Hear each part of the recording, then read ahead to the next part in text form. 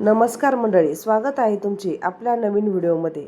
यंदा अधिक मासाच्या शुक्ल पक्षात येणारी एकादशी ही अत्यंत अलौकिक आणि महत्त्वाची मानली गेली आहे। या एकादशीला कमला एकादशी असे म्हटले जाते। ही एकादशी साधी नसून विष्णूंना परमप्रिय असलेल्या अधिक मासात आली आहे। शास्त्रानुसार अधिक मासातील एकादशीचे व्रत आणि सेवा केल्याने मिळणारे पुण्य हे इतर अनेक एकादशीपेक्षा कितीतरी पटीने अधिक असते। या दिवशी केलेल्या उपायामुळे घरातील पैशाची तंगी, आर्थिक ताण आणि मानसिक अस्वस्थता दूर होते। एकादशीची तिथी आणि शुभ मुहूर्त। यंदा 2026 मध्ये कमला एकादशी 27 मे बुधवार रोजी साजरी केली जाणार आहे। एकादशीची तिथीची सुरुवात 26 मे रोजी सकाळी 5:10 सुरू होईल। एकादशीची तिथीची समाप्ती 27 मे रोजी सकाळी 6:21 संपेल। व्रत सोडण्याची पारण वेळ। उपवास करणाऱ्यांनी दुसऱ्या दिवशी म्हणजेच 28 मे गुरुवार रोजी सकाळी 5:25 ते 7:56 या शुभ मुहूर्तात आपला उपवास सोडावा। घरच्या घरी पूजा कशी करावी?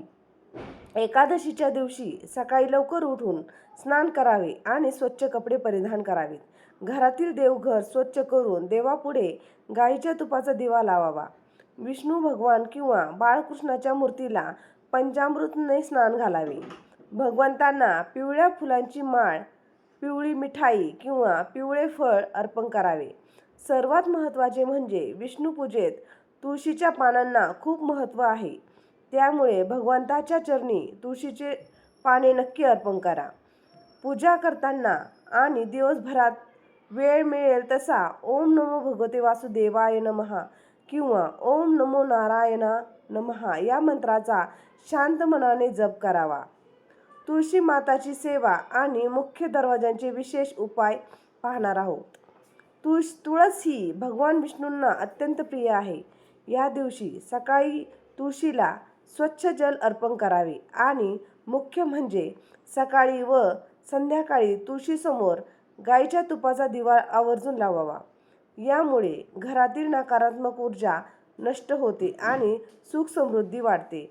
मुख्य दरवाजाची पूजा करताना एकादशीच्या दिवशी सकाळी लवकर उठून घराचा उंबरठा स्वच्छ पुसून घ्यावा आणि मुख्य दरवाजासमोर छोटीशी का होईना रांगोळी काढावी। स्वच्छ आणि सात्विक घरातच माता लक्ष्मीचे आगमन होते।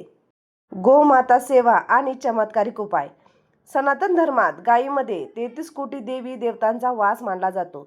या दिवशी जर उपवास किंवा मोठी पूजा जमली नाही तर गायींची सेवा केल्याने थेट विष्णूची कृपा मिळते। एक स्वच्छ ताट घ्या, त्यात हळदीचे छोटे स्वस्तिक काढा, त्यावर एक सुक्या खोबऱ्याची वाटी ठेवून ती चणा डाळीने भरा, त्यावर गुळाचा खडा आणि सोबतीला 2 केळी ठेवा। हा सात्विक नैवेद्य घराजवळील गायीला अत्यंत प्रेमाने आणि श्रद्धेने खाऊ घाला। नैवेद्य दिल्यानंतर गायीला प्रदक्षिणा घाला आणि तिच्या पायाखालची थोडी माती कपाळाला लावा। या उपायाने घरातील अडकलेली कामे मार्गी लागतील। 28 मे रोजी उपवास सोडण्यापूर्वी गरीब किंवा गरजूंना अन्नदान करावे। तसेच गायीला आणि कुत्र्यांना स्वतः खिचडी खाऊन व्रत सोडावे। याला शास्त्रात खूप मोठे महत्त्व आहे। एकादशीच्या दिवशी मनात राग, चिडचिड, द्वेष किंवा कोणाबद्दलही वाईट विचार ठेवू नका। जर आरोग्यामुळे उपवास करणे शक्य नसेल तर फक्त सात्विक आहार घ्या। कांदा, लसूण आणि मांसाहार पूर्णपणे टाळा, कारण एकादशीचा खरा अर्थ केवळ उपाशी राहणे नाही तर मन आणि आचरण शुद्ध ठेवणे हा आहे। तुम्हाला ही माहिती कशी वाटली हे कमेंट करून नक्की सांगा। व्हिडिओ आवडला असेल तर लाईक करा। अशाच भक्तिमय माहितीसाठी चॅनलला सबस्क्राईब करा। धन्यवाद।